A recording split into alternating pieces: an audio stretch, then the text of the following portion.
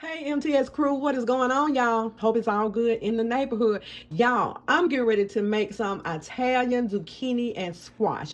I This recipe is really simple, really easy. For those of you who like squash, I happen to love squash, and these are my ingredients. Let me show you what I got going. Okay, we have the squash, and I have four squash and two zucchinis, and I just chopped them up as thin as I could. I have one onion and a half roughly chopped. I have Italian seasoning, black pepper, diced tomatoes, garlic powder, two salt-free seasonings that I'm going to use, and I am going to use a pinch of salt in this. Not that much, but I am going to use a pinch of salt. I just didn't want salt in any of my seasoning. I just didn't want any salt. Okay, y'all, let's go ahead and get this recipe going. For those of us who like squash, you're gonna love this recipe. Is inexpensive, and y'all, I'm into doing inexpensive dishes versus paying a whole lot of money. And now, y'all, I'm into cooking at home more rather than going out paying a whole lot of money to cook. I mean, to purchase food outside of the home. So I'm doing more cooking, and so today we're having this squash, and this is going to be just a side dish with our main dish. Okay, y'all. So let's go ahead and get this squash and zucchini going. I'm going to saute this on top of the stove, and let me show you how I do it, y'all. This is how I do it. Okay, y'all, let's get started, and let's go ahead and put about 2 tablespoons of olive oil. Now, with this recipe, you can use olive oil and butter, or you can just use butter by itself if you like that buttery taste. But I'm just going to go ahead and use the olive oil today. And I'm going to saute my onions first. And after I saute my onions, I'll go ahead and add my canned tomatoes. And then I'll add some seasoning to that, and then I'll add my squash so they can be sauteing. So let's go ahead and let this pan heat up some. Okay, y'all, let's go ahead and add our onions.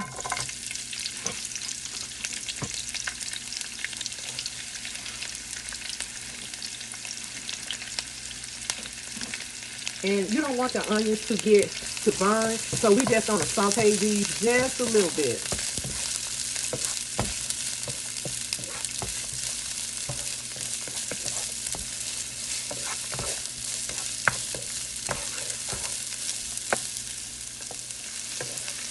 Okay, now our onions are broke down a little bit. You don't want to overdo it because they are gonna steam some.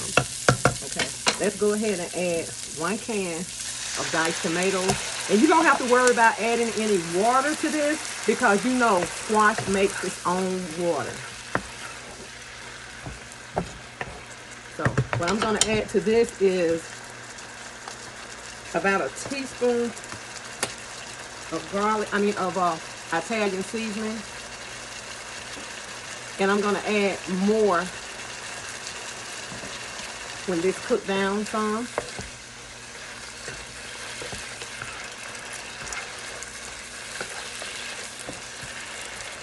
Okay. Let's go in with some salt-free seasoning.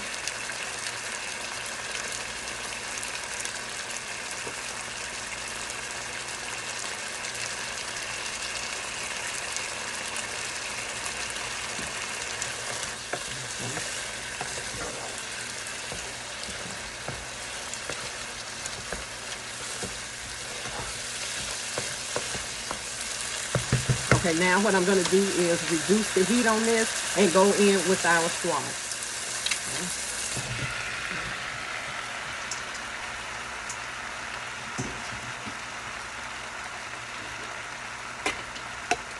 Before I put any more seasoning in here, I'm going to let these steam down a bit. Okay, y'all, charge it to my head, not to my heart. I totally forgot my tomato sauce. I put the diced tomatoes in here, but you go in with 1 can of tomato sauce. Sorry about that.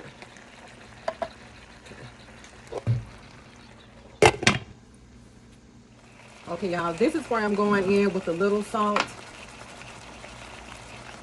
About a half a teaspoon of salt.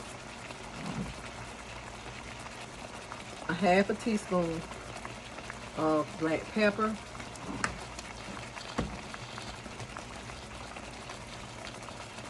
Italian seasoning, some more of the salt-free seasonings, onion powder,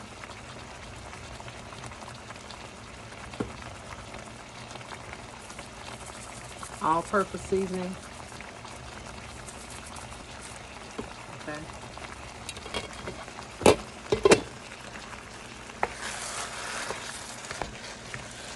And if you want more salt, go ahead and put more salt. And another thing, y'all, on those tomatoes, they have a basil tomato sauce, and they also have basil tomato diced tomatoes.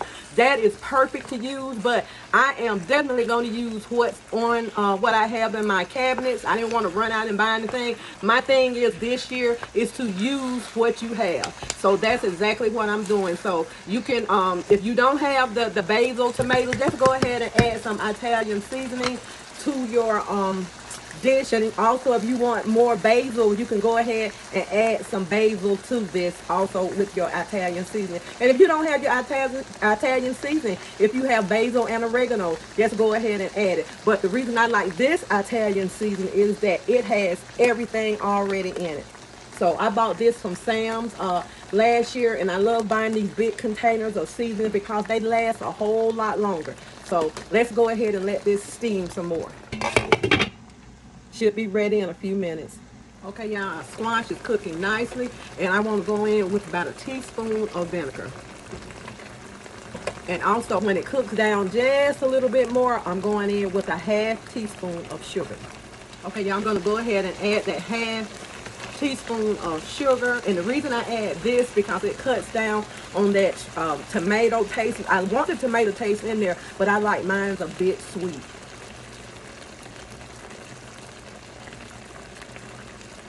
You may add more sugar if you want, but let's let these cook down a little bit more and they will be ready. Italian squash. Okay, y'all, I'm gonna add a little mozzarella cheese on top of this.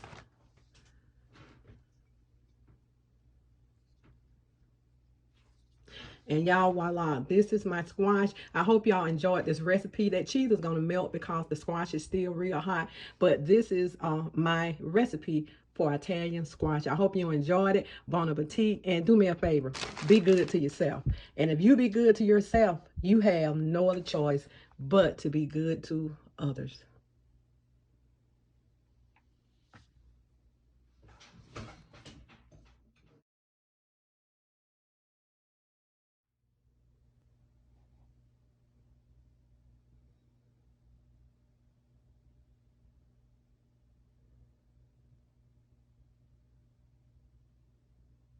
Oh yeah, MTS crew, I forgot to tell you how this is how I store my Italian squash. What I do is when I take it from the pan, I put half of it down. I put some mozzarella cheese on there. That's optional, you all.